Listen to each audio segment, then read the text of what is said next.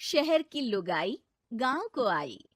मधु शहर में रहने वाली पढ़ी लिखी मॉडर्न लड़की है। वो और पवन साथ कॉलेज में पढ़ते थे। धीरे धीरे उन दोनों में प्यार हो गया। पर पवन गांव में रहने वाला एक साधारण सा लड़का है। मधु के पिता हमेशा उसे ये बात कहकर ताना देते हैं। तुम वहां गांव में कैसे एडजस्ट करोगी? शादी करके तुम गांव तो चली जाओगी, पर अपनी सारी मॉडर्न सोच और चीजें यहाँ शहर में ही रख कर जाना। ये सुनकर मधु को बहुत गुस्सा आता है।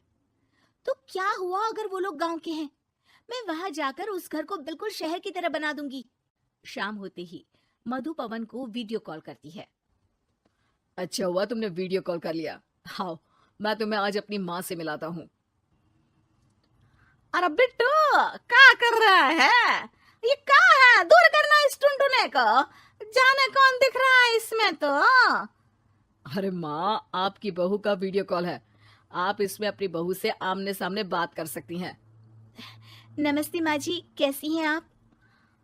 अरे जयका, ये बहू ने अपने कानों में क्या लगाया है? जो कैसे झुमके हैं? झुमके नहीं माँ जी, इन्हें ईयरफोन्स कहते हैं। इससे सामने वाले की आवाज और अच्छे से आती है। मैं आपको भी ला कर दूंगी। अरे नहीं नहीं, हमें नहीं ना चाहिए। हमारा कान बिल्कुल ठीक है। हाँ। माँ जी की ये बातें सुनकर मधु को अपने पिता की बातें याद आ जाती है और वो उसी वक्त ये ठान लेती है कि वो अपने ससुराल को एकदम मॉडर्न ससुराल बनाकर रहेगी। कुछ दिन बीत जाते हैं। पवन और मधु की शादी हो चुकी है। आज मधु का अपने ससुराल में पहला दिन है। माँ जी, मैं आपके लिए एक तोहफा लाई हूँ। अरे इतना बड़ा तोहफा!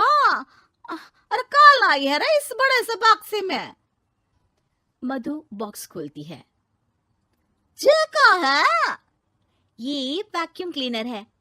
मैंने आपको झाड़ू लगाते हुए देखा तो सोचा अब आपका काम आसान हो जाएगा।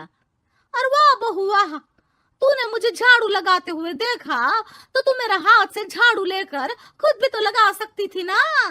पर नहीं, तूने तो जे मशीन लाकर मेरे हाथ में दे दी कि यह काम हमेशा मैं ही करूं। ये आजकल की शहरी छोरियां बिल्कुल नहीं बदलेगी। मधु को मन ही मन गुस्सा आता है, पर फिर भी अपना गुस्सा भूलकर मधु माँ जी को वैक्यूम क्लीनर इस्तेमाल करना सिखाती है।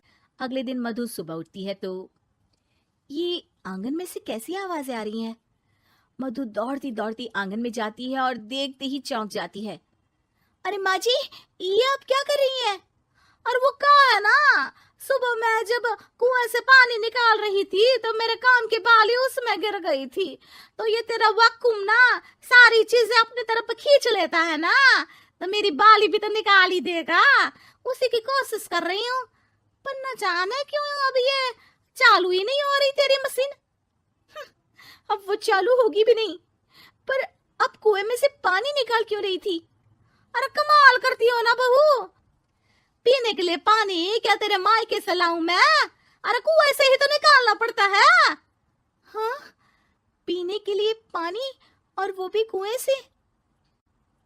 मधु दिमाग लगाती है और थोड़ी ही देर में घर में वाटर प्योरीफायर लगवा देती है। ये देखिए माँ जी, इसमें बस एक बार पानी भर देंगे तो नल में पानी साफ होकर बाहर आएगा। अरे वाह रे बहू, ये तो बहुत ही बढ़िया चीज है। रात हो जाती है।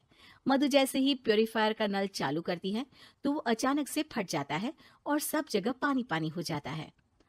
अरे ये क्या हुआ? ये क्या हो गया? मैंने तो बस इसमें उबला हुआ पानी डाला था, ये इतनी जल्दी खराब हो गया। अरे ये सारी शहरी चीजें सब ऐसी ही होती है कबूरी। क्या आपने इसमें उबला पानी डाला था? हाँ तो फिर पानी तो तभी साफ होगा ना जब उसे उबालेंगे। ये मशीन का कोई जिन है जो हमने जो बोला वो कर देगी है? मधु को बहुत गुस्सा आता है। इस तरह तो मेरा अपने ससुराल को मॉडर्न बनाने का सपना अधूरा ही रह जाएगा। नहीं, मैं इस तरह से हार नहीं मान सकती। थोड़े ही दिन में मधु पूरे किचन को मॉड्यूलर किचन में बदल देती है। अरे वाह बहू वाह, इतनी सारी अलमारियां! माँ जी मॉड्यूलर किचन देखकर बहुत उत्सुक हो जाती है। ये बक्सा का है? बहू ने शायद गलती से यहाँ रसोई में रख दिया है। पर है तो ये बहुत ही बढ़िया। अगले दिन सुबह, अरे मायरी का हो गया, मैं तो बर्बाद हो गई, मेरी सारी पूंजी जलकर राख हो गई। हे राम, अब मैं क्या करूं? माँ जी की रोने की आवाज सुनकर मधु दौड़ी दौड़ी किचन में आती है और इतना धुआं देखकर घबरा जाती है। ये सब कैसे हुआ माँ जी? ये आग कैसे लगी? ये सब तेरा इस मॉड्यूलर किचन की वजह से हुआ है, और ऊपर से तूने तिजोरी जो रसोई में रख दी थी, मैंने जैसे ही अपने गहने और पैसे इसमें रखे और बाहर से इस ताले को घुमाया, ये तो 5 मिनट में ही आग बबूला होकर फट गया। अरे माँ जी, ये तिजोरी नहीं है, ये तो माइक्रोवेव है, इसमें गहने नहीं रखते, खाना गर्म करने के लिए होता है ये। और ये जो आपने घुमाया ना, ये ताला नहीं है, आपने इसके टेम्परेचर को फुल कर दिया, इसलिए ये फट गया। माँ जी और जोर जोर से रोने लगती है। मधु सर पीट लेती है और कसम खाती है कि अब ससुराल को मॉडर्न बनाने की कोई कोशिश नहीं करेगी। मुझे माफ कर दीजिए माँ जी, आप जैसी हैं वैसी ही ठीक है। मधु को अपने पिता की कही बात याद आ जाती है और मधु वापस घर और किचन को पहले जैसा ही कर देती है।